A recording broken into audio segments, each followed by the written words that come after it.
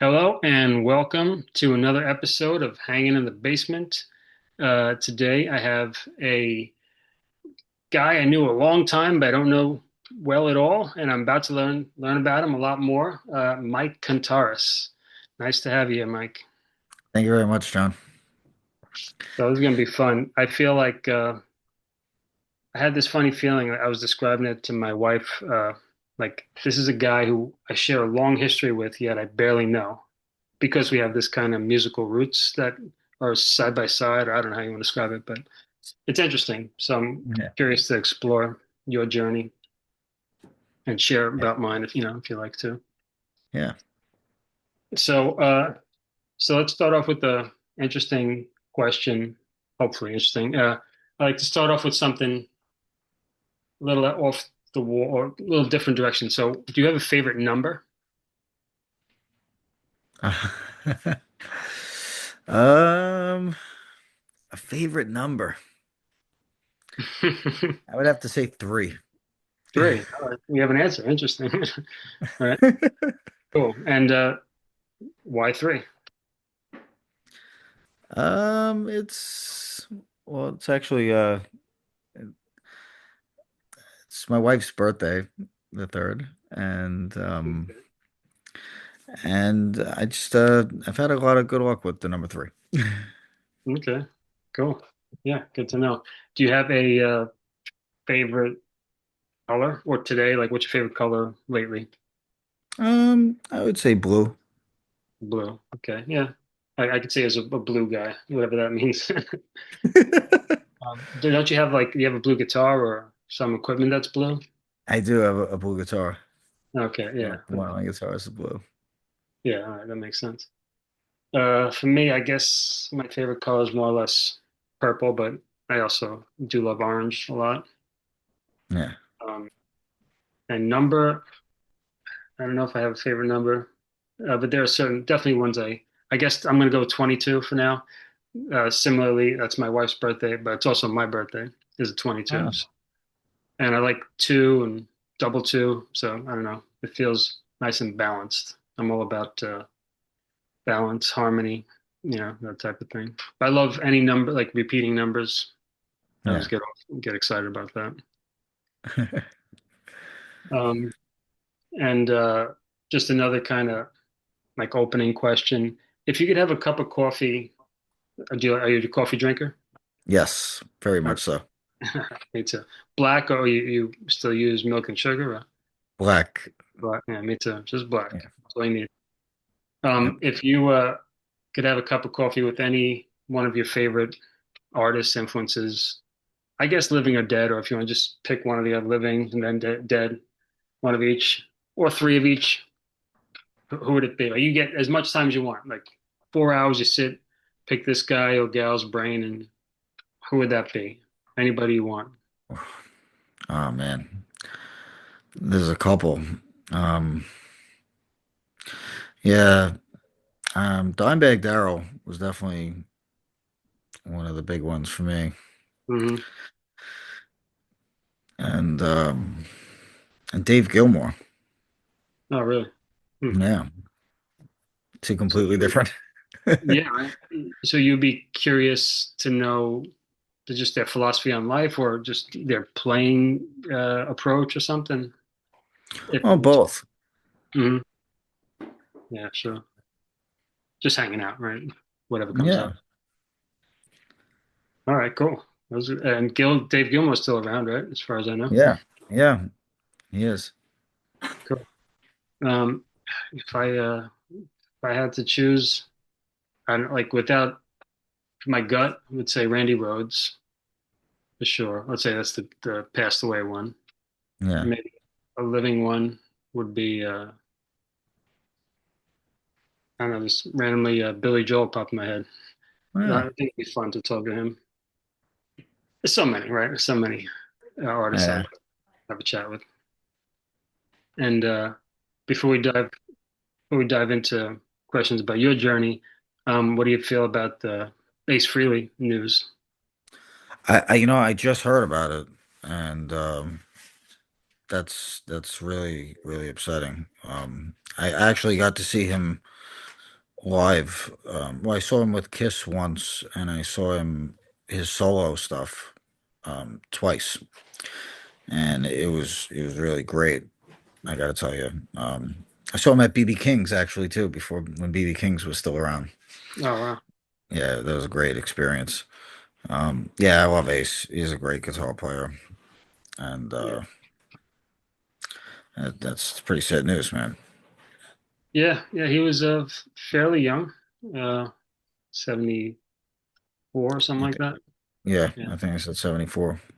Yeah. Yeah, I heard he got the tour was canceled a couple of days ago, something like that, and then then you hear he's passed. I can't say I'm shocked, but I mean, any death is shocking or not shocking depending on how you look at it. Yeah. I to some degree, I'm shocked he lived that long because he was a guy who really pounded his body. As far as I know, I don't know in detail, but But apparently that's not even how it happened. I think he took a slip and he fell in his yeah. studio. Yeah, and he had cracked his head, so he had a brain bleed. That's what they said. Oh, okay. Yeah, hey, my the person I call my grandfather, who was my not a blood relative, but effectively my grandfather. He smoked cigarettes since he was like, I don't know, 10, maybe 9. Yeah. And he died at 82 and nothing related to smoking. Something totally different. So, Yeah. yeah. So who knows really when we're going to go or how we're going to go or, yeah, try not to judge myself or others for our behaviors. I know. Um, so, were you a Kiss fan or are you a Kiss fan? I'm like a semi Kiss fan, I would say. They had a lot of stuff that I liked, and then some stuff I wasn't crazy about. So I mean, Mm, yeah. Did you prefer Freely era, a 70s era Kiss or more into 80s era or later? yeah, I did like the the the Ace years, Mm, yeah, the older Kiss. yeah. Okay. Yeah. I guess those are better songs. I would say in my opinion, the 70s era Kiss. But I do kind of like the sound of the 80s era. I love the 80s. I'm a fan of glam and hair metal a lot for whatever Yeah, reason. However cheesy or shallow it is, I just love the sound of it. yeah, It's kind of bright, and so the sound of that appeals to me more than the sound of that 70s sounds kind of weaker, dingier, darker, but the songwriting seemed better in the earlier days, to me. yeah. Um, so yeah, man, I think we're the same age. I think we come from the same neighborhoods, more or less, within a vicinity, and yet our paths didn't cross much, but a bit. I'm curious, when did you start guitar, or feel free to tell us anything at all about your early days on your musical path or early life, whatever you care to share. Well, I started with piano actually when I was about 5 years old. Wow. So yeah, I met a friend in kindergarten, and his mother happened to be a piano teacher. So I started taking lessons, and I immediately just loved it. I mean, I just fell right in love with music in general, and I was doing that right up until about junior high school. And when I started junior high school in sixth grade, I picked up the alto saxophone, and I was in the band in junior high. And Sweet. yeah, I love that. And then I started liking jazz and everything. And about halfway through junior high, I would say seventh grade, going to eighth, like I was probably, around 12 years old, I think, when I picked up the guitar. And Mhm. yeah, a friend of mine, he would play guitar and I was playing the saxophone. I came over his house. We'd try to jam out a little bit. It wasn't really, he was doing all the rock stuff and wasn't really meshing there. I was like, you know what, let me try this guitar thing. I kind of always wanted to learn how to play it. And yeah, I fell in love with that. I went crazy. So yeah, I started getting into like the grunge and Stone Temple Pilots really changed the game for me. And then yeah, then high school happened and I started listening to like Metallica and then Pantera and that was it. I started the whole heavy metal journey Hmm. and that's when we started doing, you know, the metal stuff. We had the Vext band, but before the Vext band was it was called Maniacal Disciple. Yeah, And yeah. Pretty yeah. interesting, memorable name. Well, I never that's the forgot thing. it. We kind of had to change the name because people would read it and they would always They couldn't quite missay say it. it. Yeah, they're like mechanical discipline and yeah, all these other things. So I was like, Wow. yeah, Mike, that's a little bit. Maybe we got to get something a little more simple. So yeah, I was doing Was that, the and music from Maniacal Disciple? Did it just transfer over to Vex, or when you renamed it, you kind of did a different sound or something? we did a different thing, and Hmm. yeah, it got a little more aggressive, a little heavier, like a little heavier edge, but also had some other influences in it too. But yeah, we definitely started the whole new thing with that. Okay. Because I remember that being pretty different. 'Cause I remember experiencing the Maniacal Disciple era. Maybe I only saw you once or twice at Weedstock in Garrettson, or maybe somewhere else in a club, or heard a demo. I don't remember how I got familiar with it. I definitely saw you at least once, Yeah, and that was a sound. And the Vex thing was like, whoa, what the heck is this? It was another level, a little more brutal, I guess, or I don't know what the yeah, word is, and more reminded me more of Pantera, Fear Factory. Those are the bands at the time that I would have connected to, maybe Biohazard or something like that, a little bit. yeah. Those were definitely part of our influences for sure at that time. Yeah, of course, Metallica and stuff like that too. But it had that kind of rap element, right, or singing rap style thing going on. Which did Yeah. Maniacal Disciple have that too? I don't remember. No, I don't think so. Hmm. Actually, no. Okay. Yeah, so it was kind of an overhaul of the band. Yeah, Cool. All right. Yeah, I'll just kind of chop things up and intersperse as we go. Uh, so I kind of see Vext and my band Beating Chaos were around about the same time.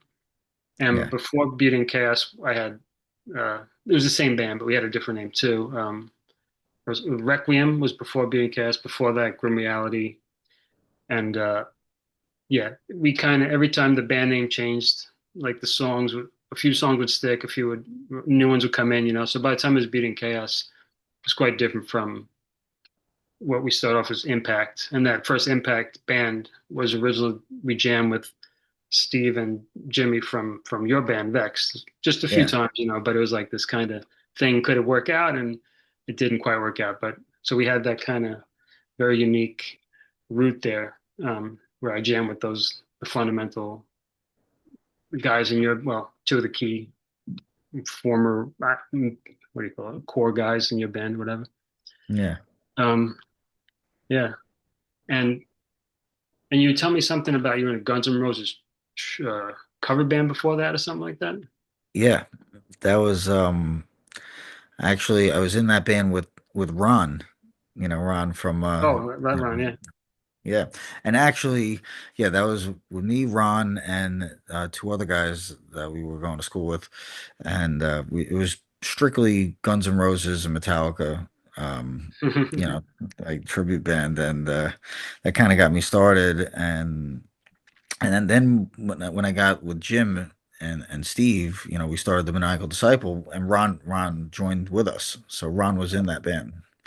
Okay, yeah, yeah, I think you mentioned so that would have been two guitar band at the Yeah, time, like kind of like yeah, a Maiden dual guitar thing almost. exactly. It was a lot of fun. We used to do like harmonies, and you know, it Oh, was nice.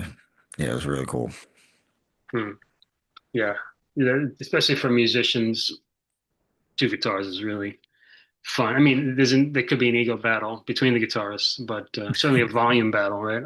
I've been through that, but yeah, it does sound a little more flavorful. I always felt preferring bands that have two guitarists, but some of my favorite bands are single guitar bands too. Um, cool. And then when did Tommy come in to as a singer? That was pretty much, I think, yeah, it was like I had to have been, 14. I think I was ninth grade. Mhm. That's actually that's we got him in Maniacal Disciple. What happened was actually we wanted to we didn't have a singer yet. It was just, it was me, Jim, and Steve, and I don't think Ron exactly was with us just yet right away. And we wanted to have that weed stock, and that Mhm. we threw like our first weed stock, and we needed a singer, and I happened to run into Tommy's brother, and like his uncle was like my next door neighbor, and he's like, "Hey, what's going on, Mike Kontaras? What are you doing?" I'm like, "Oh, well, I'm running around looking for a singer." I'm like, "We got this band, and we're trying to get this concert together." And he's like, "Oh, my brother could sing, and he happens to be right next door." So Tommy came, yeah, I came over my house, and I brought him in my room, and I'm like showing him my CDs, and I'm like, "Well, what do you want to hear? What can you sing?" And he picked down. He's like, "Put on Stone the Crow," and he started Wow. singing Stone the Crow, and it was awesome. And I was like, "All right, you're in the band."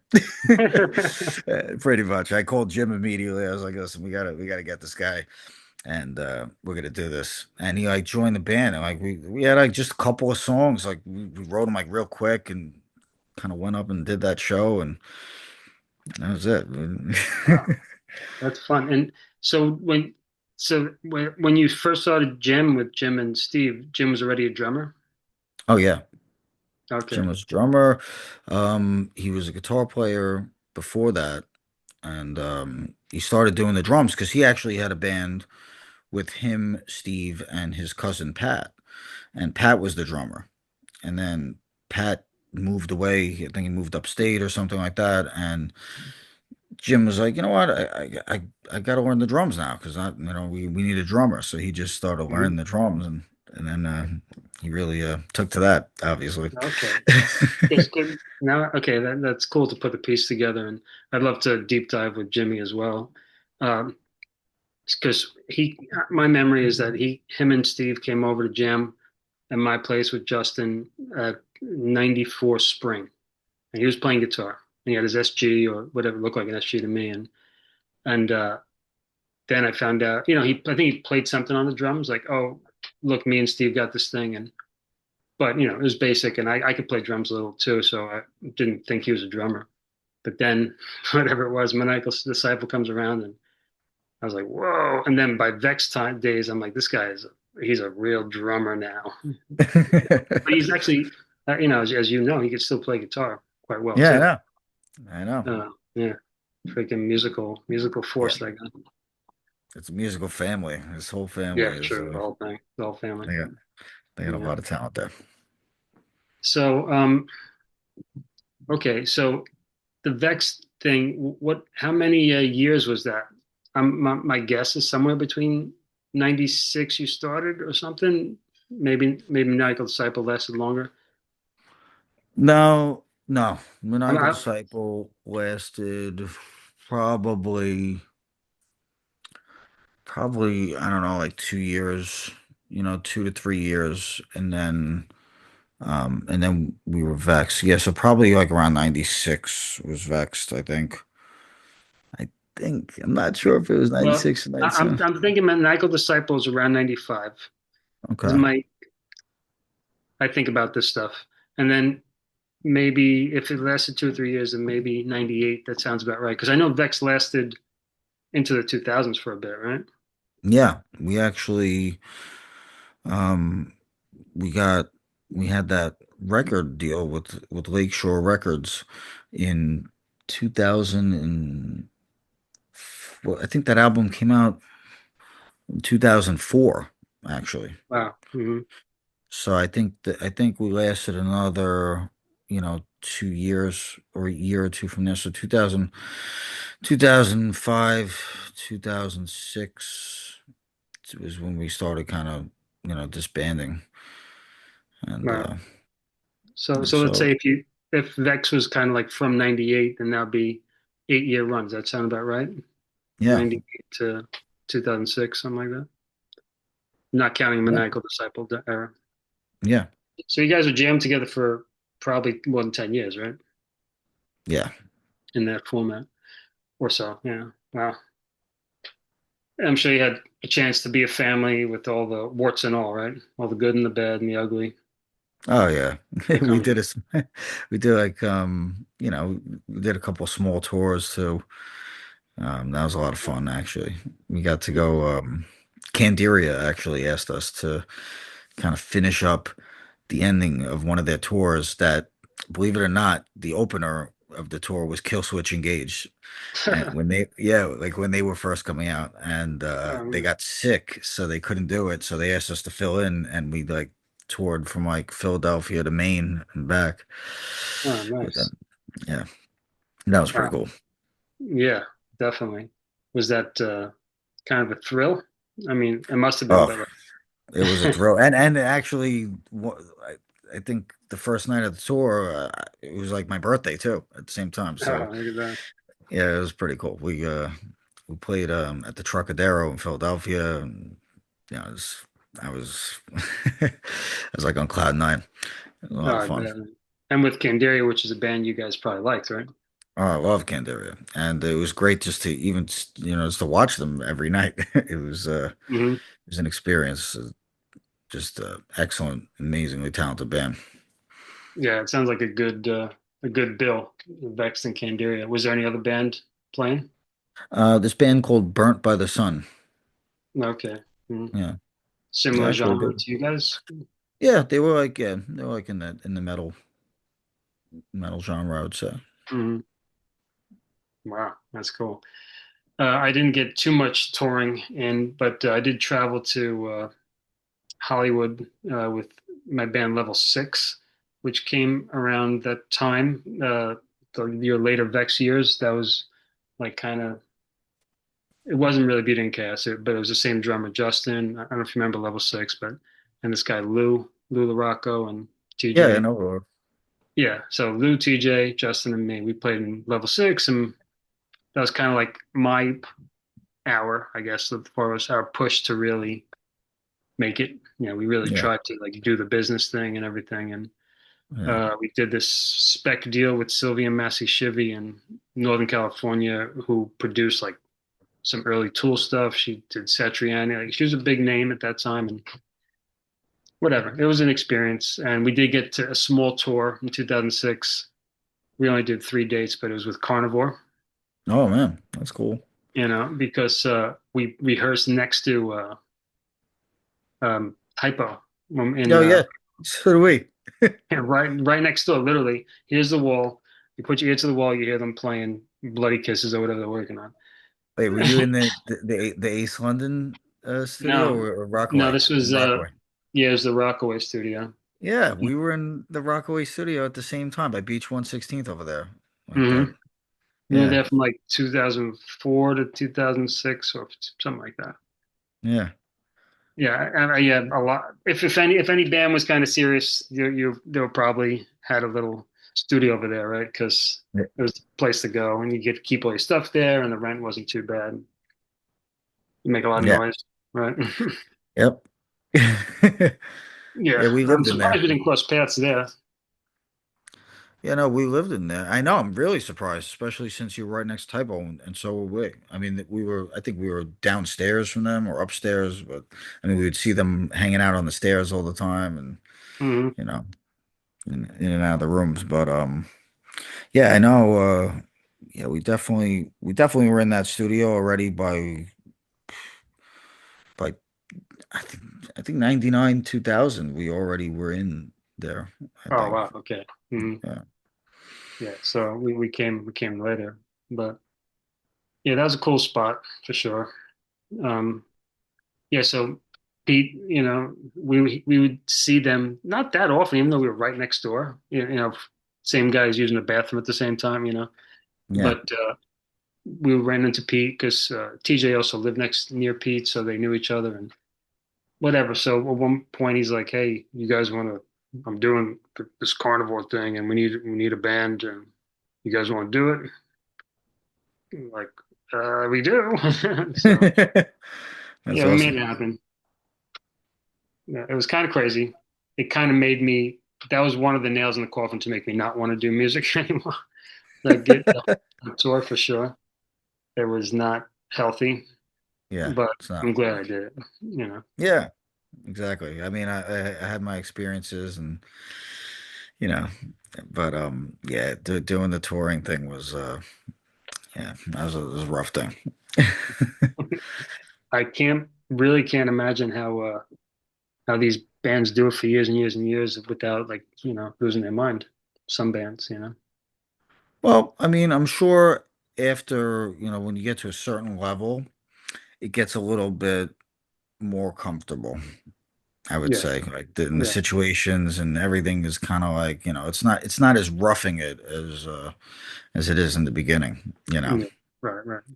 Yeah, and if you have like a decent manager or road manager, or if the guys in your band are actually kind of, I don't know, responsible or something, then that'd be nice. That would help too, I guess. Some Yeah, bands have that's that. yeah, it's a big deal. I mean, it's like going on tour and being in a band in general. It's like having a relationship with like four, five other people. You know what I mean? Hmm. It's Yes. it's not easy to do. No. And then everyone else and everyone in the band has a relationship with each other, right? So you might be getting along with everyone, but someone else might not be getting along with each other, and we got to put up with that, you know? Yeah. That was rough when the other guys were like kind of having their spat, and I was kind of in the middle, and like you can only be the peacemaker so much before it just gets a little old, you know? And Yeah. that was my experience, yeah. But fortunately, I do talk to the guys, in the band. Do you talk to everyone in Vex now, or not everyone? Well, I still talk to Jimmy and Steve Hmm. actually, and I mean Jimmy, I'm still in a band with him. Right. We're doing, That's pretty wild, you know, yeah. we're doing that cover band, the Little Sister and the Rolling Machine band. Yeah. So, So yeah, feel free to tell me what happened after the Vex journey, if you want to share how it ended, or just where did you go from there? well, after Vex was over, we decided, me, Jimmy, and Steve decided that we still wanted to play. So, Tommy left and Tommy went off to California and start his next musical journey. And we were like, oh, what are we gonna do? And then all of a sudden, Jim was like, yeah, I just spoke to this guy Hector, who used to be in this band Locked in a Vacancy that we played with. Vext played with them. Yeah, like CBGBs or something like that. And he's like, yeah, he's like, we should jam with this guy Hector and check it out. And we got a studio and did some time and jammed out with him. And it was like at the end of the rehearsal, the end of the jam, he was like, "Yeah, so what are you guys thinking?" I'm like, "Oh, this is definitely working." You know what I mean? So we started another band with the four of us, and that was actually it was five of us. We wound up having a singer too, who didn't play an instrument, but they were the singer, and that was even heavier, I would say, than Vexed. Really? And yeah, we called that band "A Great Day to Die." Oh, okay. All right. So yeah, yeah. That lasted. That's relatively new, or because I saw some stuff from there posted and not that Yeah, long ago. yeah. I mean, I I don't mean, know some what. years ago, I guess now, but Yeah, and it might be posted. It might have been reposted, oh, okay. but So yeah, like right after Vext was over, we started doing that, and we were doing that for a decent amount of years, I would say. oh, Yeah, I'm trying to think of when we told like 20 till almost 2016 almost. I think we were okay. doing that then. Right. I definitely saw posts about that, even like you guys performing. I guess it was some years ago, but and then a few videos, or I saw shares playing in the creek. You guys had a video back there, right? Yeah, we had a video I could back hear the there. creek. And then we had a video that looked like it was like in this dark room, and there was like, it looked like a surgical type thing, like a surgery going on in the room, but it actually was in Fast Lane Studios, Oh, sweet. in the A room. Well, that was a creepy room, man. So I could imagine, I could see you getting that to look like that. Yeah, it was fun doing that too. Actually, Steve, the bass player, he kind of like filmed and produced that video, so Oh, cool. yeah, it was pretty cool. Yeah, I'll look for that. So a great day to die. I could put that in Yeah, the show notes too if anyone wants to, check out that stuff. yeah, that would be cool. So we got a snake that's crawling on me that I think wants to say hello. He's like, "Can I come on the podcast night, Dad?" I'm like, "Okay, but just don't hog the whole show. You got to come on. You got to say hi." Hi. Hi, what's So this going is on? Nice to Kai, meet you. Hi, Kai. and this is Mike. Nice to meet you too. Nice to meet you. So we listened to Saint Sparks together, me and him, the other day, and he heard Oh, nice. your very quality, calm guitar vibes in that one. Thank you. But this guy's a rad heavy metal guitarist too. Thrash metal, speed metal. You name it. He could probably play Guns N' Roses. He plays all that stuff. Right. Metallica. Band questions or Okay, yeah. I think he's gonna insert a few band questions for you. Is that okay? Okay. Yeah, yeah. what genre you think? Well, I don't feel like making my own. Just feel like just like this or that? How about this or that? Okay, so this or that works like this. Okay. Led Zeppelin or Black Sabbath? Oof, that's a tough one. That is a Yeah, real tough one. got to put on the pressure a little bit here. Oh my God. well, you could. Here's the options. You could say one or the other, or you could just say tie and it's equal. But if you say I don't know, you're actually out of the game, and there's less Right. people to You do. could say answer A, answer B, tie. But if you say I don't know, then you're out of the game. But that wouldn't be fun because then we'd be no one to play with. I, I might have to say tie for that one. I might Sorry. have to say Okay. tie. Yeah, I'm not surprised that you would say that. For me, I would probably say Sabbath. I'm not a huge Zeppelin fan, Okay. but okay. You got one? Come on. I'm If thinking. you're on the I'm on the podcast, let people I'm see. thinking. Okay. You got one for me, Mike? This or that, Hmm. This or that. or for us? I'm trying to think of it. Um, let's see. I'm not gonna actually probably too much. Just gonna. I don't know. I'm stumped. Well, a classic is a classic one, Metallica or Megadeth. Megadeth. Me too, Megan. Really? Yeah, and it's Agreed. Yeah. been I got to tell you, it's been like that for a long, long time. Like I still love Metallica, of course, but like I don't know. Once I got into Megadeth, I really, really they they they surpassed my Metallica. A lot of my friends would agree. I'm not sure. I love Megadeth too, but I don't know. There might be still about a tie for me. Um, Okay. I think because of the fact that it's kind of Dave, Megadeth, it's basically him. There are some moments where the lineup really counts, but not always, I guess, in a way. Yeah. So I don't know, the Brotherhood of Metallica, if you want to believe it's a brotherhood, I like to believe it is. Kind of. But yeah, but musically, Megadeth can be a lot more intriguing, I think. Yeah. I also love the Marty Friedman years, you know. Oh yeah, Yeah.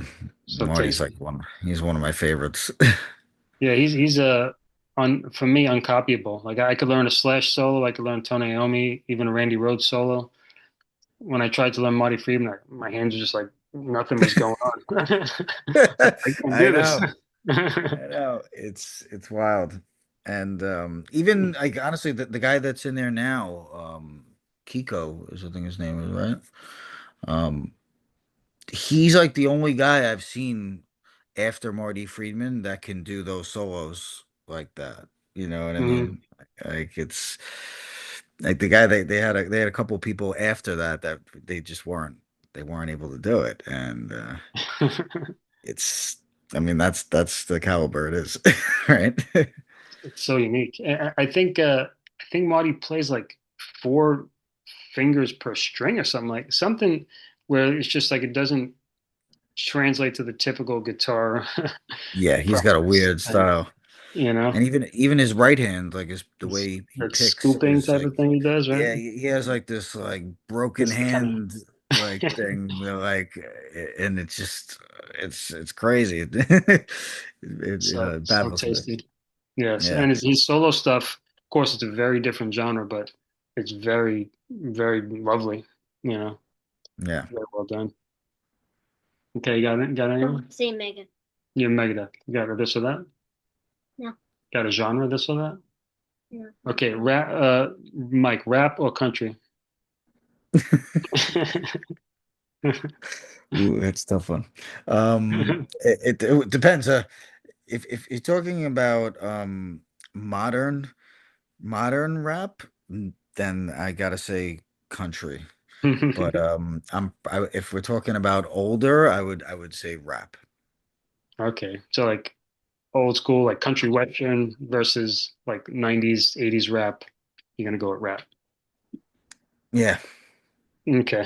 I'm a big fan of each, so I guess country by a little. Okay. I would definitely go with country. No, I'm not a fan of rap, but of course I love words. So if someone raps well, I'm very impressed. As long I just the turnoff is it's usually so negative and nasty rap, like the yeah, majority. yeah. That's the part about it. I'm not, you know, that's not my favorite part. But Yeah. you know, But if it could not be that, the art of the rhyming the words and the way they use it is really I like that, you know. yeah, that's the part I like as well. Yeah. So I got one, Okay. but before I ask the question, I just gotta say something. I really love the two genres, progressive and alternative, and these like a combination of them. All right, Mm. so Blue Oyster Cult or Better Than Ezra? Um, I'm gonna say Blue Oyster Cult. Me too. I love both of those bands. Very strange.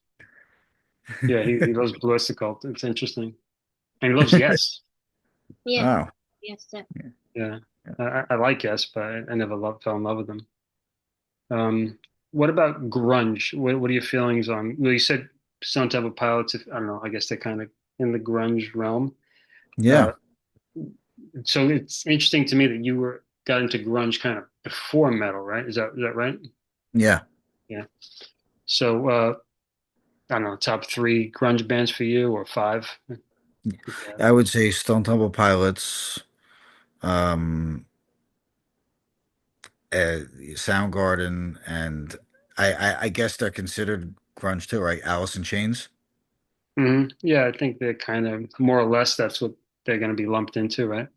Yeah, Although you can kind of make an argument they're heavy metal, but yeah, I guess they're a little both.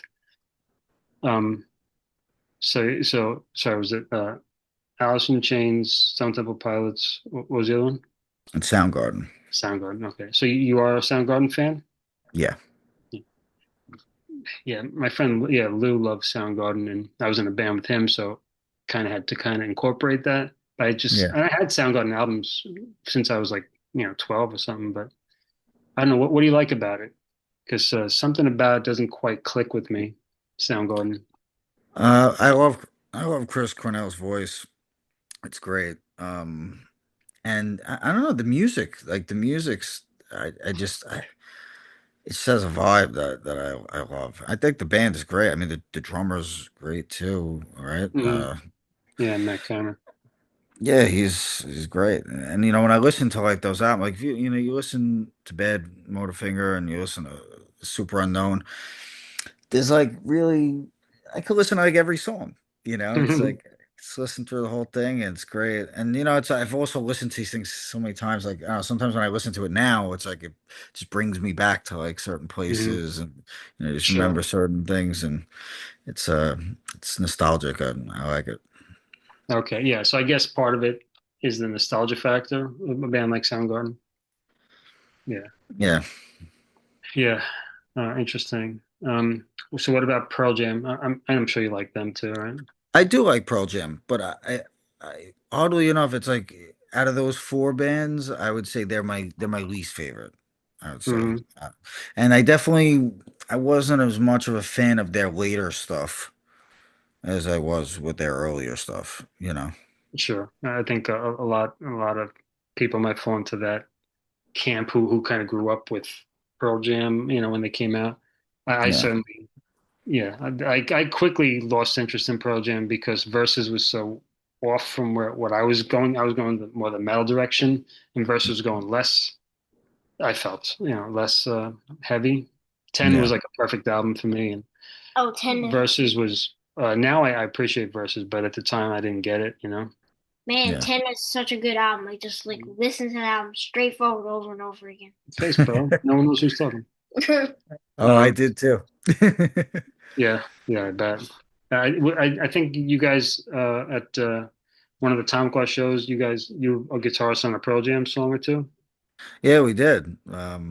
Yeah, I I never think, really saw the guitar parts played in front of my face. I was like, oh, that's how you do it. I never learned it. And you really nailed it. and Sound that like Pearl that's Jam. I never learned it until then either. So I was having a lot of fun with it. I'm like, this is really really cool. Yeah, you could kind of say Pearl Jam is like a rock band, right? I mean, they're a little bit of Yeah. punk rock, they're a little bit of grunge, whatever that is, even though they probably don't like being called grunge. Classic rock, you know, they're yeah. But I guess we lump them in grunge because that's just what we do. Yeah. And the band to me has the most live albums that I ever seen. They have Yeah, so I don't know if you many live. noticed that. Pearl Jam got into this kick at some point. If you look on their Spotify page, there's like 1,000 way too many live live albums. albums. Like they just every concert they recorded and released is a little silly. I guess for a diehard, I mean, it's good, but it got kind of hard to to look at their page at all. It's hard to just scroll down and go to the album you want to listen to because Yeah. there's so many live albums in there. And I gotta admit, the band, there's one band I gotta admit, the band that just has the most albums and plays the most genres and constantly shifts is Loudness. They have 33 officially released albums already. Wow. Yeah, Loudness.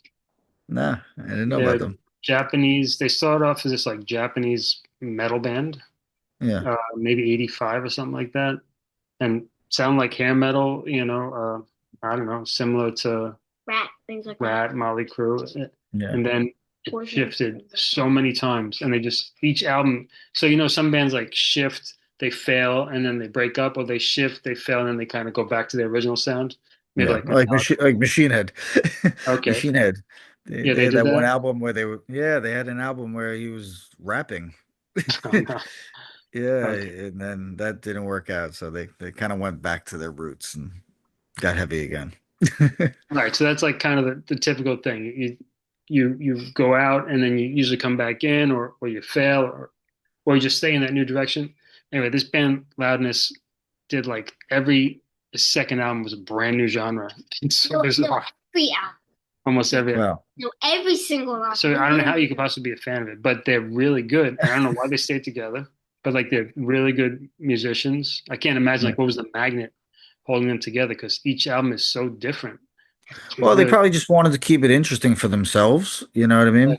yeah, But I mean, as you said, it's hard to get fans like that sometimes because it's so different. Somebody might like one thing and then they don't like the other thing, and and just in general, like I mean, most record companies they like frown upon that stuff. They want you to sound like a sound. yeah. They don't want you to have too many different sounds.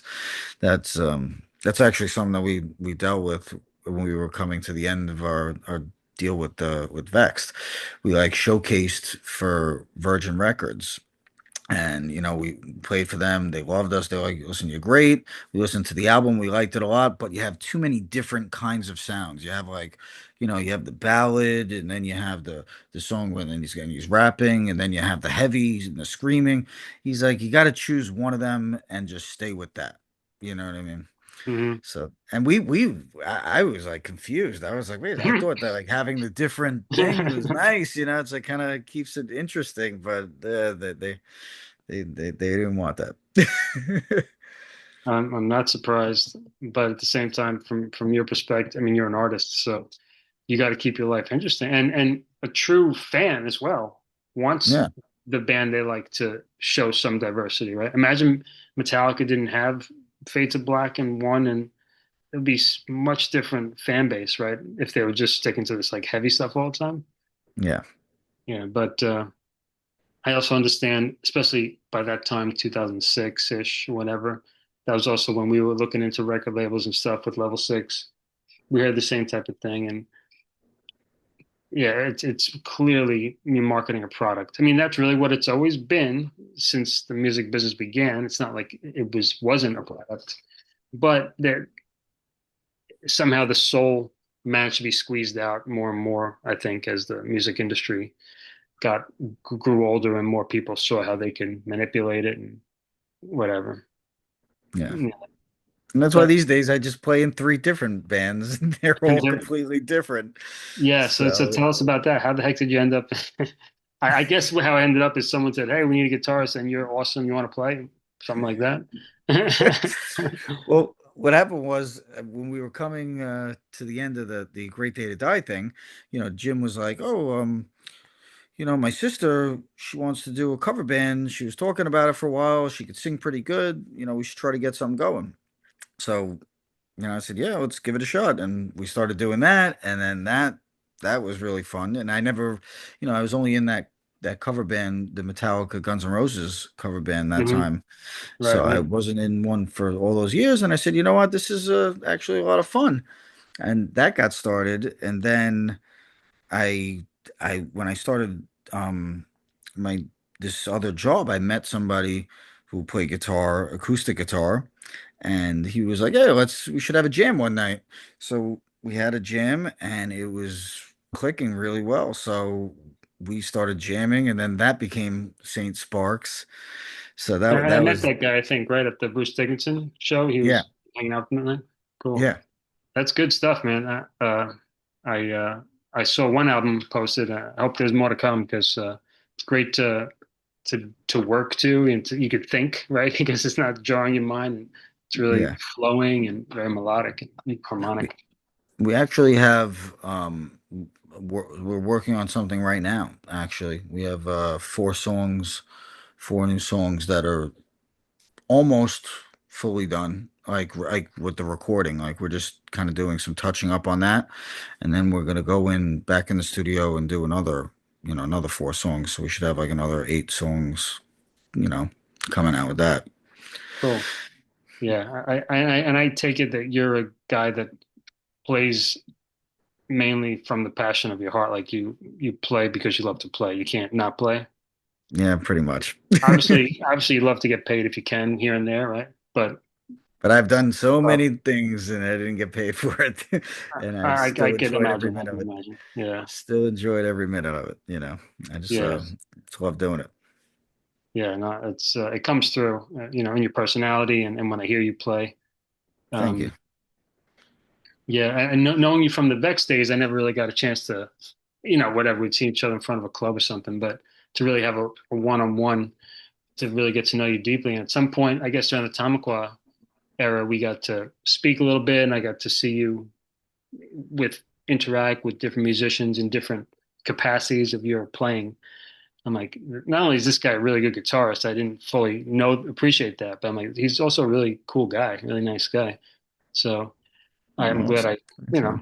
got to see that side of it because from that distance, when we were teenagers, there's the Vex guys with Beauty and Chaos and whatever. There was this kind of unrealistic, friendly rivalry, but you don't really know the other bands, right? And you don't get a Everybody. chance to know people. You just know like, oh, he's Mike from Vext, right? Or I'm John from Beauty and Chaos, whatever.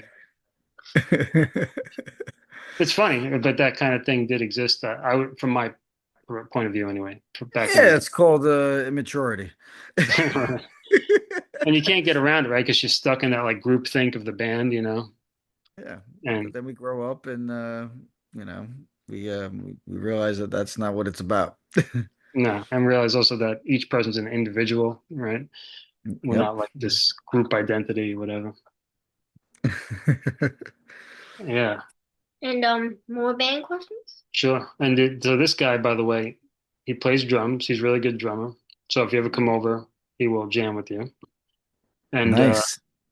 and he's actually a good guitarist too, but he plays in a very unconventional style, uh, kind of like tabletop Ah, lefty. He plays lefty and he does his chords like this on his lap, ah, and he could play like he does a cover of Iron Maiden's Prowler. It's not quite the notes, but the vibe is there, you know. Uh, wow. Wacky dude. So basically, my guideline was I'm not gonna force him because I was mainly a guitar teacher, and I'm like I'm not gonna try to teach him until he begs me because last thing I want is for him to be turned off by the Yeah, guitar from me pushing it. So it was absolutely. more like just me showing him my passion, how much I'm into it, and you know, once Well, in a he while. seems like he seems like he's really into the music. So just so I mean, I don't think you're gonna have to push him to do it. I think he's just gonna like it, you know. And if he's got your genes, he's gonna he's gonna be good. Yeah, thank you. Yeah, at this You're point, I always think good. it's pretty in his bones. I couldn't stop him if I tried. I don't think. Yeah. Yeah. So what's another band question? All right, I don't got any band questions really, but one thing I gotta admit is do you have a favorite band? I A don't have a favorite band a down there. favorite band? Yeah. Hmm. Yeah, I don't. And people ask me that question all the time, actually, Really? and I cannot answer that because I mean, I listen to so many different things, you know. I could go from listening like today I was listening to Alter Bridge. Hmm. You know, it's like yesterday I was like listening to funk. You know what I mean? Oh, cool. Sure. So I mean, and everything like in between. I listen to so many different things. You know, it's I can never just pick one favorite band. Yeah, oh yeah. I would have a hard time. I actually, you know what? I could probably tell you like a top five. Uh, Yeah. you know, you think you could do a top five? I mean, Um. for purposes of like, what's your top five right at this minute? It could change tomorrow. Uh, yeah.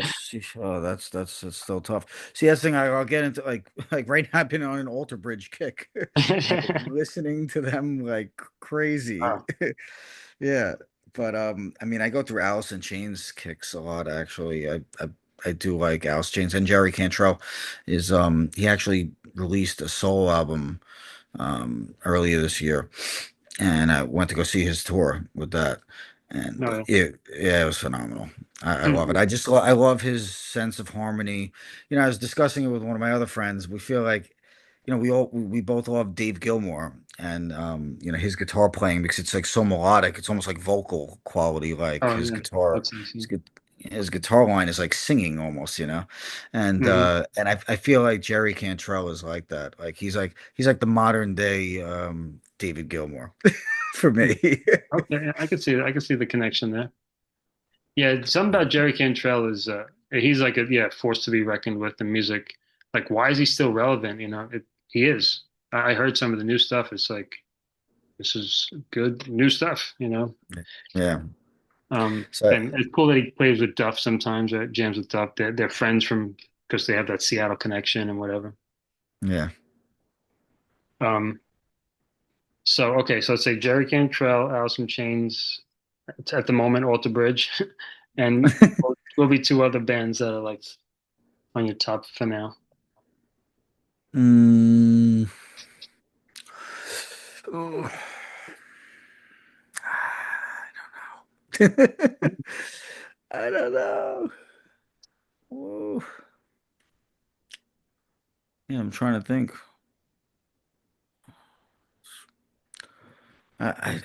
You're stumping me. Yeah, let me tell you mine, then maybe it'll like ring a bell or something for you. Yeah. So I'd say, I mean, at the moment, if I had to name five of my top favorite bands, Iron Maiden, Yes. uh, Halloween. Okay. They're always really close for me. Are you familiar with Halloween, a German power metal band. Yeah, Yeah. those guys. Uh, what else am I listening to a lot? Um, yeah, it is tough to give a. A band I like a lot might surprise you. They're definitely on my top 10 regularly, but I'm gonna put them in my top five. Red Hot Chili Peppers. Oh, Red Hot Chili Peppers are great. Yeah, they are. I didn't like want to be a fan of theirs when I was younger, but I just couldn't help it. I don't know. They're like outside of like when I was thinking like in terms of heavy metal, they were way out of there, but I just liked them. And I still do, and I'm surprised how much I listen to them still. Uh, who else? What have you listened to lately? I have been listening to the new Bruce Dickinson. I like it a lot. Yeah, I was just gonna say, um, Bruce's stuff's actually really, really great, and really Yeah, get into that. yeah. Oh, and I have a new favorite band of like a band that's new that has become one of my favorites, and I'm so happy to say it 'cause it's so rare when that happens. But they're called Coast Arcade. Coast Oh, Arcade from New Zealand. Young group. Check them out if you get a chance. It's like a little bit sort of dream pop, a little bit of kind of 2000s alternative. I don't know. It's cool. It's a female singer. It's good vibe. They're doing it. Like they're on tour. They just released their first album. It's cool stuff. yeah, I gotta check that out. And now you said Dream, like it made me think like Dream Theater, actually. Sure. Oh yeah, I'm I'm amazing. big into Dream Theater. Okay. You've seen So them a couple times, I guess. oh, I've seen them a bunch of times. And I just saw them when they just came, they just played Radio City some months ago. And yeah, this past year it was really, really great. Because Yeah. now they got Mike Portnoy back in the band. Right. Um, and yeah, that was really, really cool. I'm glad that that happened. So you put Dream Theater possibly on your top five for now. Yeah, top five, top 10 for sure. I'd say, yeah. So did you try to learn a lot of like Petrucci licks? I tried. Yeah, pretty much. I tried, and I think back in the day, I bought like the transcription book actually that Mhm. actually John Petrucci did the book, so it was all right and everything. And I started learning some of that stuff, but it was I was never able to really do it. Like I'm not at that level. Right.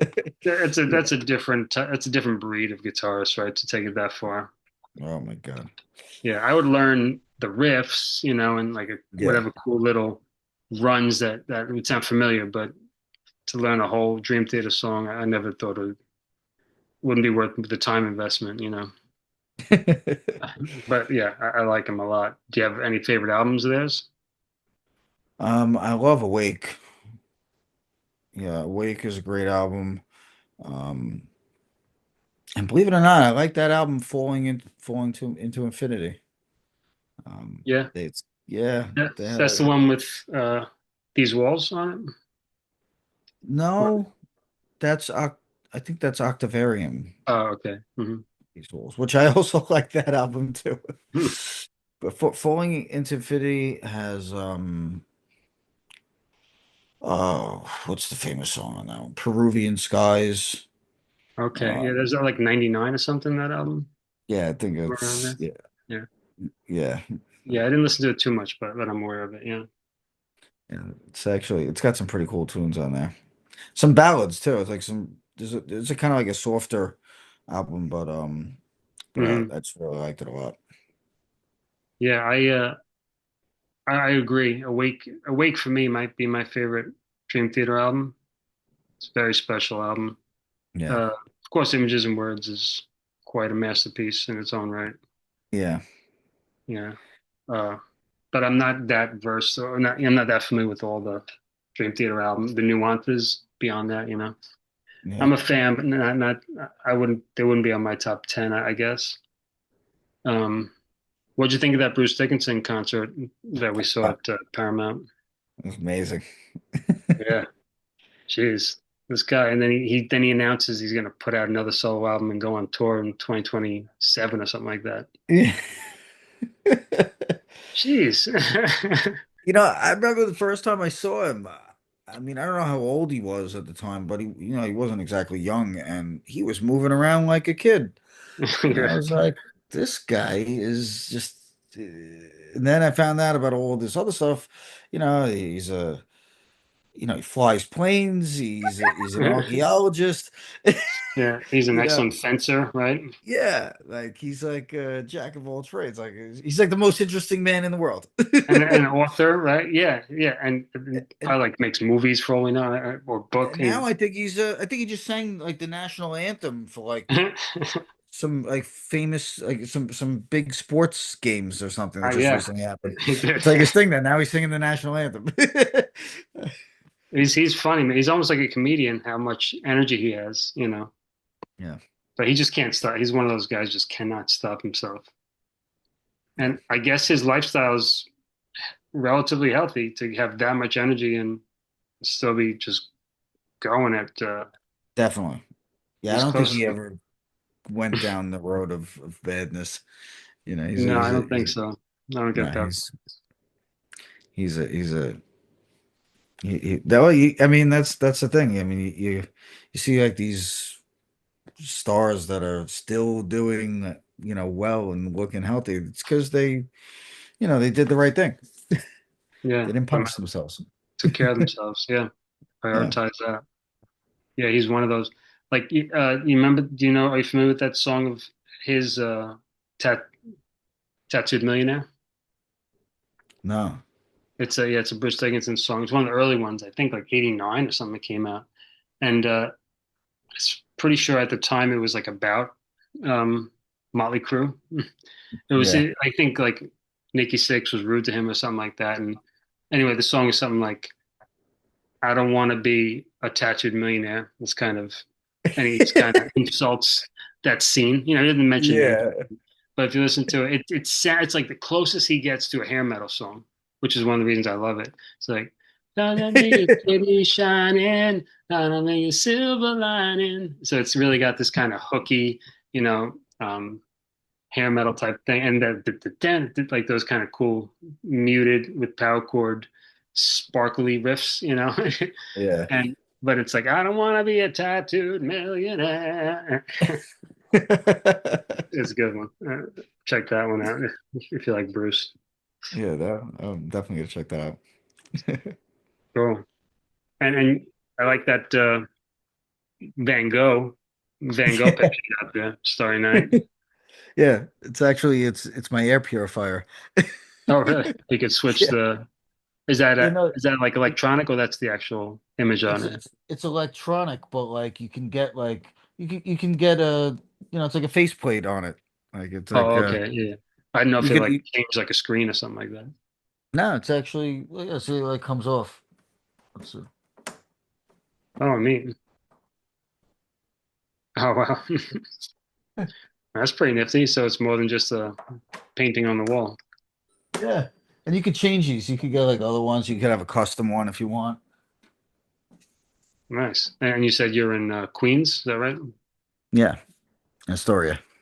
Okay, cool. So yeah, if you don't mind, I'm curious, how did you hop around in Brooklyn? Because at some point you did live in Garrison Beach, is that right? Yeah. I think I've only been living here for like 5 years in So Queens. you're So primarily Garrison Beach your whole life? yeah. Actually, I lived in Diker Heights for 4 months, I think once. Oh, okay. So I think I mistakenly understood that you moved to Garrison Beach at some point and you grew up somewhere else. But no, you Oh grew up in yeah. No, no. Well, yeah, I moved to Garrettson um in the beginning of junior high school. Actually, in sixth there. grade. I went I I used to see. live on Herring between U and V. Like Okay. Yeah, yeah. That's kind of, I guess in one of our conversations, I got that idea, that general, because I was over there today. I got some cleaning, and I was ah, on Bedford and U, and I'm like, I'm pretty sure Mike said he lived around here somewhere. Uh, before. So yeah, Herring and you around U and V, you said? Okay. Yeah, it's like around the corner from like Brennan and Carr over there. Okay, yeah. So that was basically Marine Park, right? I don't know. Yeah, Is that was it that was technically Marine almost. Park? I don't know. It was like in between. It's like in between Marine Park and would that be considered Homecrest? Gravesend? Yeah, Or Gravesend or Homecrest or something like that. yeah, Okay. Yeah, a Sheep's Bay almost, right? yeah, Uh, yeah, okay, I see. But technically quite close to the park. yeah. Yeah. So did you spend time in Marine Park when you were a kid? Yeah, I definitely did. We go there, we play some sports. Um, we would used to hang out there, and you know, when we were like teenagers. We used to go there, just hang out sometimes, just walk around, and you know, Sure. Yeah. yeah. So when you started playing saxophone in junior high, what junior high was that? In Shellbank. Shellbank. Okay. Where's Shellbank again? Oh, that It's right by that house by where he lives over there, like Sheep's it's Bay High School. it, it's right across the street from Sheepshead Bay High School. Okay, that one. All right, got it. Yeah, it's And like then Avenue X. right, and what street? I forget the name of the street. I don't know if it's Batchelder or Brown, like one Right, of one of those. those. Hmm. Yeah, Yeah. And what high school did you go to? Out of curiosity. to Edward R. Murrow. Oh, okay. Did you know Lonnie from there? Yeah, that's how I met Oh, Lonnie. okay. Oh, cool. Yeah, I went to Madison. Um, yeah, I assumed you didn't go to Madison because we would have met each other there. Yeah. Uh, Murrow. Okay, cool. So yeah, I met Lonnie in college, and I found out he was a Murrow guy. You still keep in touch with a lot of your Murrow friends? Um, not really. I mean, every now and then, we cross paths, but I'm not great with like Facebook or anything like that. I'm like terrible at it actually. So I never really see a lot of people like that. But some people, so every now and then I see some people still. Hmm. Cool. In Madison, we just got this. It's the 100-year anniversary of Madison High School, Yeah. so there's like this invite for like all alumni, Oh and there's man. events you could pay for and go to like the football game and then Clemente's Crab House, which I'm not Yeah. going to do that, but there is a music. All the musicians are invited to the band room for a jam, Oh, that's and cool. I'm still in contact with some of the teachers that work there, the music teachers, and so I'm going to go there and hopefully. I don't know. Hopefully it'll be fun. My friend Jason Hills, who played keyboard in Beauty and Chaos, he's Yeah. gonna come in from Jersey to join there. He's gonna spend the night here, so it'll be a cool thing to hang with Yeah. him. That's cool. Yeah. Um, so I definitely want to respect your time. I don't know when your bedtime is, but anything else you care to share about your musical journey? I mean, I could talk to you for hours, but There's something else I would like to say. Is it okay? can you say something Yeah, else? of course. Anyway, do you have a least favorite band? Least favorite band. Hmm. Uh, I don't know. Maybe like Volbeat. Or That's funny. I know I wouldn't say musically, but like vocally, I'm not a big fan of Avenged Sevenfold. Actually, Okay. Yeah, I'm not a not a big fan fan of of that them. guy's voice. I'm not a fan of them either. Something about Volbeat, that I guy's could voice. tolerate. They're acceptable to me. What about a band like Korn? You can tolerate them? Yeah, I like Corn. I liked them when I was younger, and then I was like, all right, whatever with Corn. I kind of forgot about them, and then I saw them, actually them and Alice in Chains in 2019, and Alice in Chains opened the show, and I was kind of baffled. I was like, wait a second, Alice in Chains is opening for Corn? I'm like, this doesn't even make sense. And then I totally saw why. It Oh was yeah, such a show. Oh my goodness. They put on an amazing show. I was kind of blown away and I was like, oh, I got to see them again. And then the pandemic happened uh, and I was like, okay. And then I think before, yeah, I actually bought tickets before the pandemic happened because they were going to be playing again with Faith No More. It's going to be Korn and Faith No More, and that was in the interesting. summer of yeah, it's supposed to be in the summer of 2020. And yeah, the pandemic happened. That concert never happened, and I didn't get to see them again. I know they just recently played at MetLife Stadium. It was them with System of a Down and that Right, band right. I saw Polyphia. the big play. Oh, and Polyphia Yeah. too. Yeah, Interesting. Yeah, they were opening the show, which I like Polyphia a lot, actually. Yeah, They're really interesting. certainly high quality, high caliber musicians, right? Yeah. Sounds like MIDI. Sounds like me. Yeah, they do sound like they. I don't know. They have a bit of technology working too. I don't know, but they're interesting. Polyphia. I really So like corn Polyphia. doesn't make you sick. I'm just curious. Like I get a little sick when I listen to corn. Like emotionally. Maybe you don't. Are you a type of guy who doesn't listen to lyrics or something? Um, yeah, actually, I don't always listen to Okay. lyrics. If I could not listen, I would, but I can't. I'm a singer, lyricist, so I really can't ignore it. And his lyrics are just too dark for me. I think he's kind of cool. I listened to an interview with him, Yeah. Jonathan, but yeah, I just can't really listen to Korn. But I give him credit that whatever he does with his mouth, boom, bajika, boom, boom, Yeah. that's very tough. And the band, whatever sound they get, it sounds kind of original to me when it came out. I mean, now so many bands have done that sound, but Yeah. it's weird, you know. And so I can imagine there must be a lot of jumping at a corn show. It was wild. I the crowd really became like electric, and it really created this whole vibe. And they had an amazing sound and visual show. And it's funny when we were watching the show, some of the stuff that they were doing visually and even the sound, I was like, I turned to my friend, I said, I think they're using technology that like nobody else is using right now.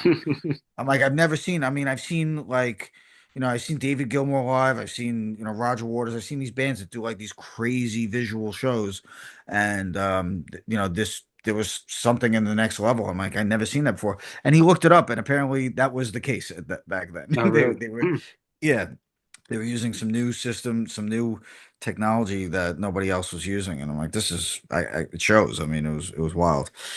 Wow. It was cool. Hmm. Okay. Corn. All I know. right. So I can name a lot of bands that I sure don't like especially Power Man 5000 is up there in my least favorites. And especially Mortician, which sounds like a little jackhammer. Yeah, Morticians is you familiar with Mortician? It's kind of like No. It sounds like a jackhammer, just a jackhammer, then slow, growly vocals, then just back to a yeah, jackhammer. Oh, like sludgy. Yeah, like yeah, that type of thing. sludgy, Yeah. gruesome death metal. It's so over the top. Yeah. It's kind of funny. Yeah, it's Yeah. so bad that you kind of Yeah, laugh. It's Yeah. ridiculous. you have to Yeah. admire it from it for how for And what it is. You and know, the very worst band of all time is Lorna Shore. Lorna Shore. He doesn't like Lorna Shore. Have you heard them? No. Lorna Shore. I mean, I don't know, man. They're like in that Polyphia generation, even newer probably, No, Yeah. and no, older. older than They're, Polyphia. they're they're pretty old actually. Anyway, Like they're so extreme Yeah. that I mean, maybe you could handle it, but for me, like it's almost like watching a really awful horror movie of something that's you don't want to see. You know, like Yeah, it sounds like a it's a nightmare. vibe that goes right to your bones, and it's not even like some bands are brutal and it's impressive. It's like whoa, that's kind of yeah, like a lot of bands. I love brutal death metal as long as it's not like singing about horrible things. But Yeah. this is it's like so brutal, but it's not. There's no. like I think the drum doesn't even hit the bass drum or something. It's Yeah. weird. It's like all high end and it's very brutal and like screaming, horrifying scream. Oh man. I don't know, I mean, you can take your chances, May I but explain? May I actually explain what Lorna Shore sounds like?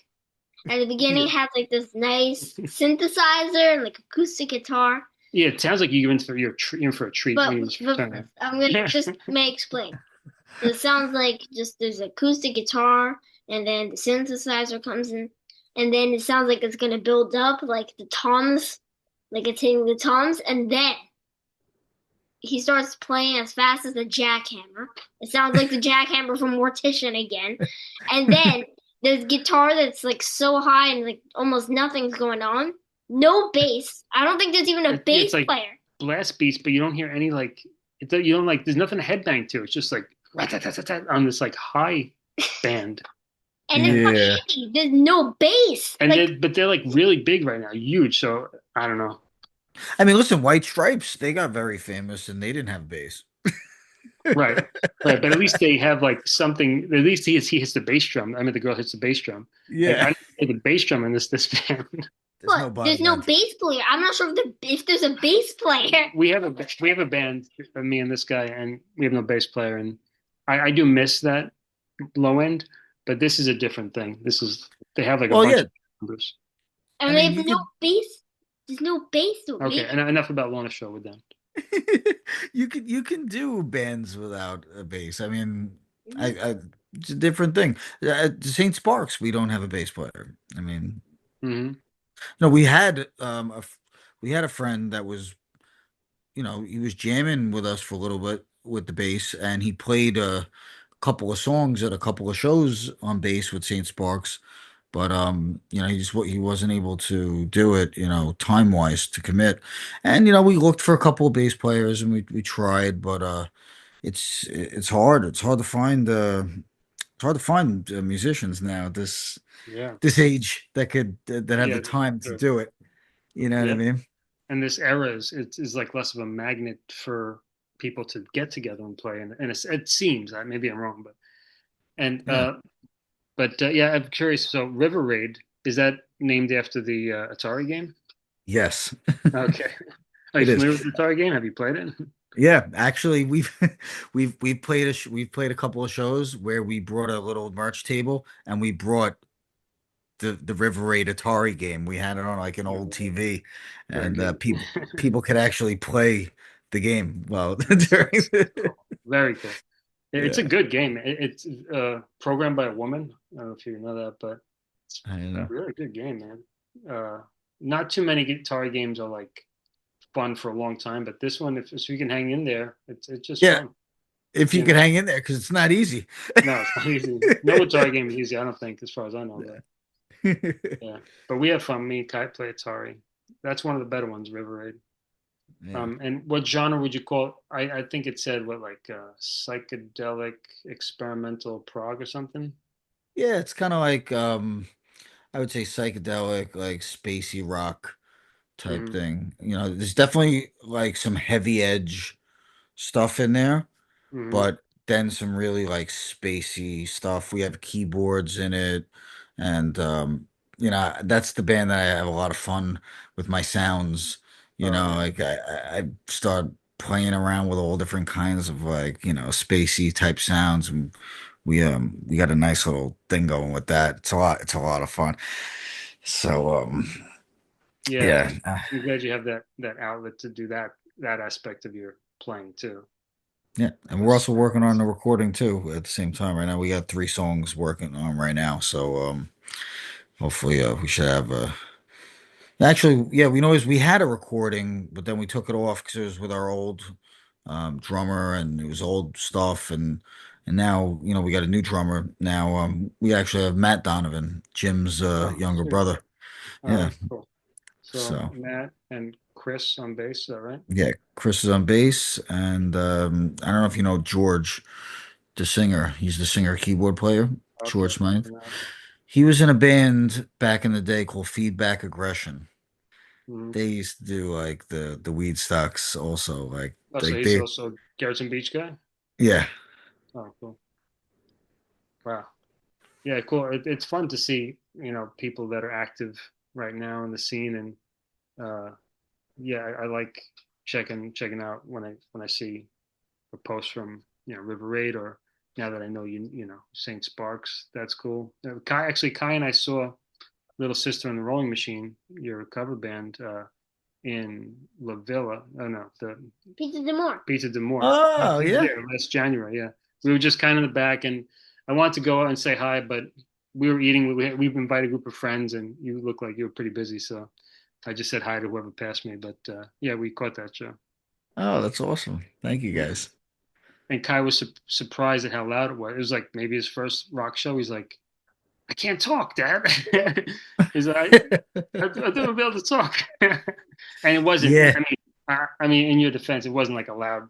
You guys were at a very reasonable volume for a Well, rock we show. try. We try to in Yeah, no, those I could tell. smaller It was venues. definitely quite reasonable. But for him, he's never been to anything like that before, Yeah. so he thought that was that was pretty loud. Oh, wait till you go to Iron Maiden. Yeah. Oh, forget about it. It used to be ringing for 3 days. Iron Maiden was one of the loudest shows I've ever been to, man. Yeah. It I mean, was I saw them brutal. like maybe 4 or 5 times, and there was one time at the Barclays Center. It was so loud that it was like hurting me. I mean, it was a little too loud actually. And then I found out I think they actually mentioned something about it like afterwards, like the day after, like something was off with the sound there, or the sound Okay. guy. I don't know. Something was off, and they kind of apologized for it a little bit, I heard. Yeah, they should when that happens, because it maybe back in the 70s having the loudest band in the world was pretty cool, but nowadays it's not that cool. Having a band that sounds great where you don't feel like you're gonna have a Yeah. terrible headache, I think that's the best. Yes. And Yes. I'm one of the most intense artists. If you listen to me, I'm extremely intense. He is. He's intense. He's like Foo Fighters intense. Like when Dave Grohl starts screaming at the end of a song, like that. That's Uh, awesome.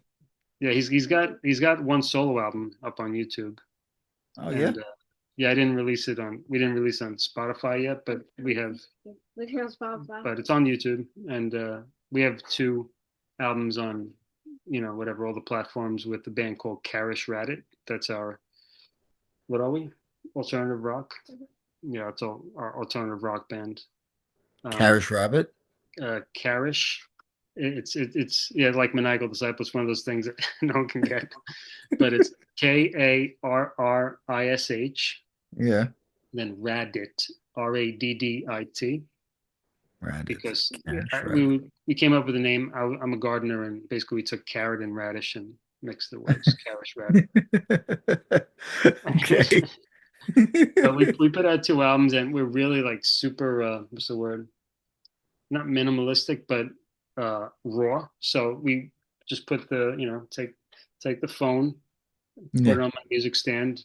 We got an electric drum set back there. I have uh, a cube amp, one of those small cubes with effects. A Yeah. lot of times the singing is just me singing into the room. I don't even put a microphone on, and we just keep the volume so that the guitar, the electronic drums, and my voice are roughly a good balance. And we Yeah. position the mic, the phone.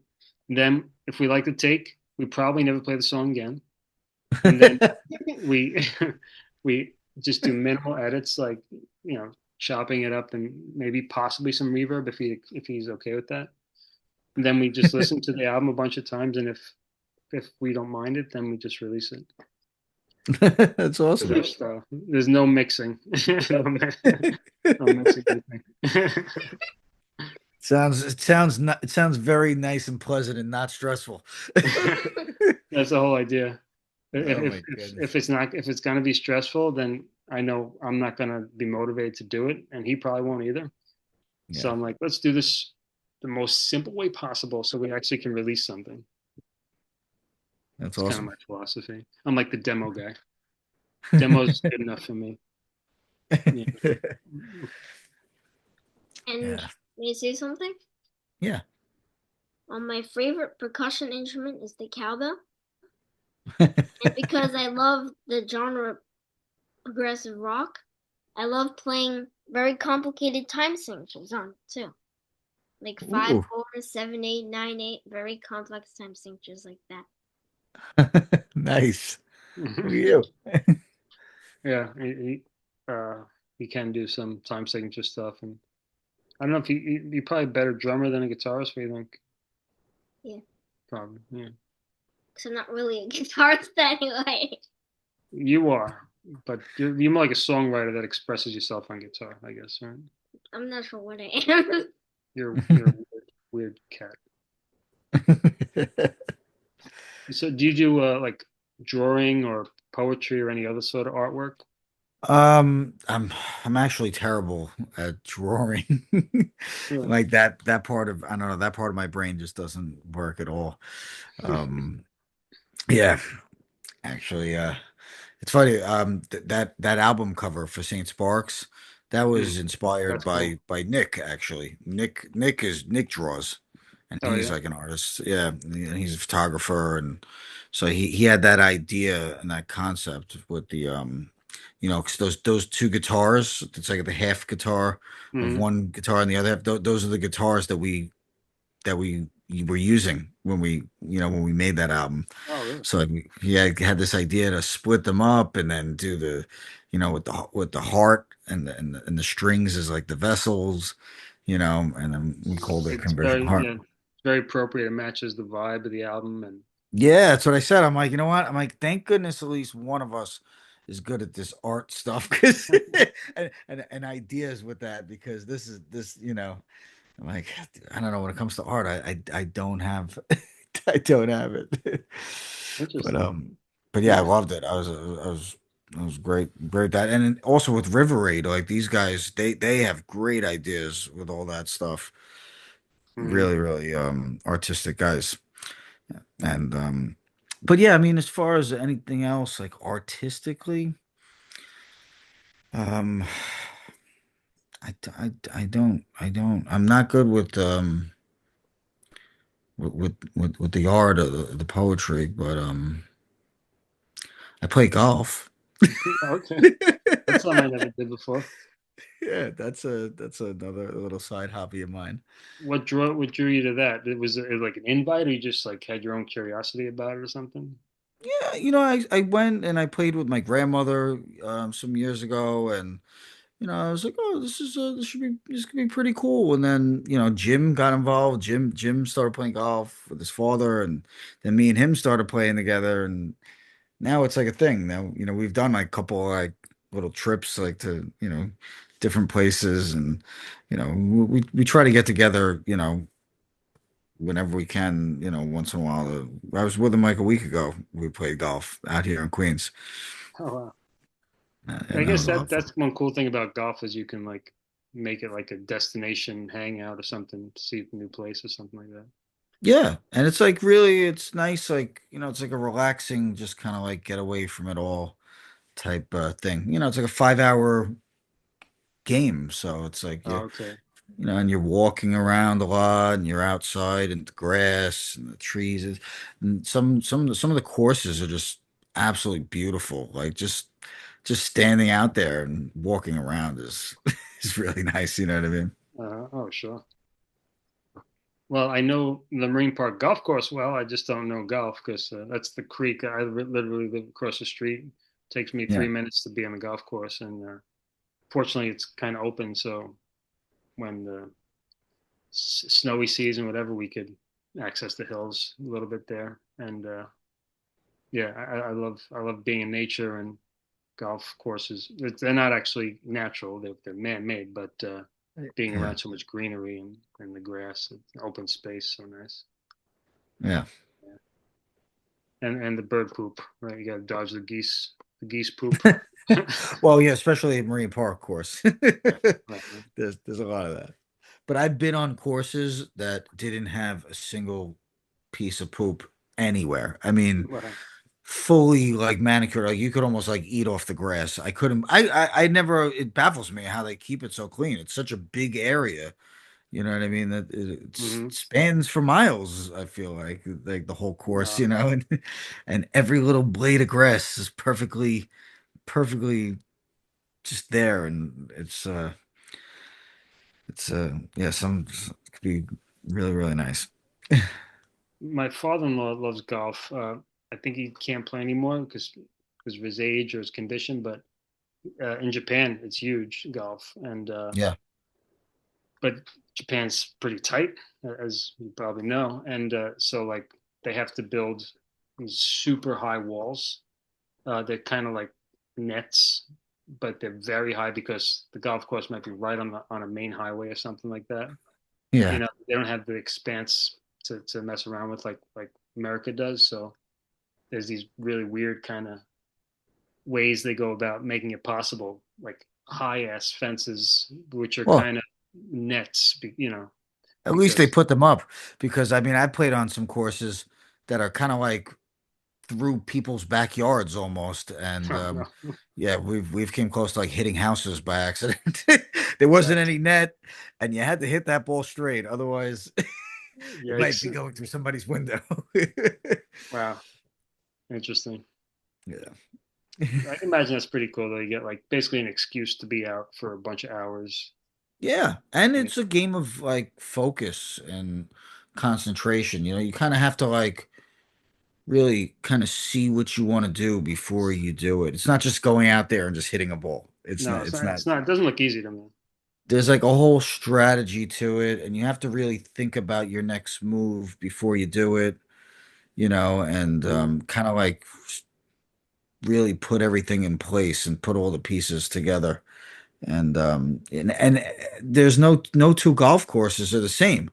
You know, like we have all these other sports, everything is like played on the same field, the same measurements, the same, you know, Yeah. this nothing. No two courses are the same, and you're going to get a different dynamic everywhere you go, and you have to adjust to that. It's a game of adjusting, and you know, your mindset has to be different, and you even have to consider the weather because the weather and the temperature and the humidity and all that stuff and the elevation, the altitude, that has to do a lot with the way the ball is going to react Hmm. and stuff too. So, And certainly the wind, of course, right? oh yeah, that's a big one. Wow. Yeah, that's so. I guess yeah. For some reason, like hearing about Tiger Woods or Jack Nicklaus or whatever the great golf just never impressed me. But I Yeah. never really thought about what it takes to be a golfer. It just seems boring because they're just like walking around. You know.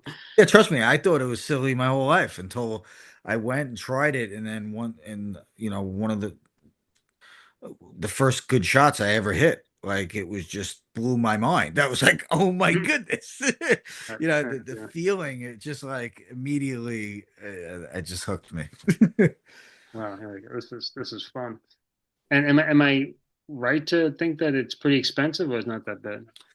Yeah, no, it could be expensive. I mean, when you go out there, it's generally if you rent a golf cart, you know, to drive to move around with, it's you know, it could cost you like, you know, $70, $70 to $80 every Hmm. time you go. Right. So I don't go every day, obviously. Yeah. Hmm. You know. Yeah. I guess it all depends on what your choice of relaxation is, or what, and any hobby can add up. I guess. Right. Yeah. God, you're laying on. This guy loves his dad, but sometimes a little too much, man. Uh, yeah, cool, man. This has been it's been a lot of fun, dude. Yeah, John, thank you Yeah, for you're having me. welcome to come and hang out sometime when you're not super busy, which it seems like you're a busy guy. But Yeah, we'll if you figure it get out. by, come and yeah, no pressure. But Yeah. doors open. This guy, he's ready to jam. And do you play what do you call it? Play video games besides Atari River Raid? You know, I used to, and I haven't played in years. And I went over to my friend's house, and I wound up playing Mario Brothers with his son, and it like kind of sparked up. I was like, you know what? I think I might have to get a Nintendo Switch and get back into some of those old games. I Well, we forget to tell got you. we got emulators here, and whenever a friend comes over, it's like, "Want to play Nintendo? Want to play Super Nintendo?" We got them here, all those classic games, and we love playing them all the time. Yeah, I love the classic stuff. The newer games, I can't I'm not that coordinated to do that one. You Or know, or, some of those or games. or invested time investment, right? Just to like learn all the buttons and Yeah, yeah, it's too this much. it's The too simple much. stuff, we love it, and you can use in and out. You could play, you could stop, and it was a good time. You don't have to Yeah. commit like weeks or something. Cool. All right, man. Yeah. Well, look forward to seeing you in person whenever I see you next. That was cool running into you at the Bruce Dickinson thing. Yeah. So you can do And it anytime. yeah, and remind me, when I first mentioned the podcast, do you think that was May at the Tamaqua show in like 2024, or was it at the night fair thing last October? I'm trying to think. I'm just wondering how long I've been putting it off, putting it off for. No, I It really I might stopped the podcast for a long time. That's what happened. it might have been at the night fair. Yeah, maybe we're Um just kind of like listening to one of the artists and chatting. Yeah, maybe. Okay, so it's about a year ago. So okay, a year. That's not too bad to fulfill my work. Hey, we got it done. Yeah. Cool. All right, man. It's been a pleasure. My I'll brother. I'll wrap it up and I'll send you the links for your reference so you can check it out. Sounds great. So you can come anytime, and thank you so much for just hanging out with us. Yep. Thanks for hanging in the basement, Mike. Thank you guys for having All me. right. Yep. All the Same. best, dude. All right. Bye. Thanks. Bye-bye.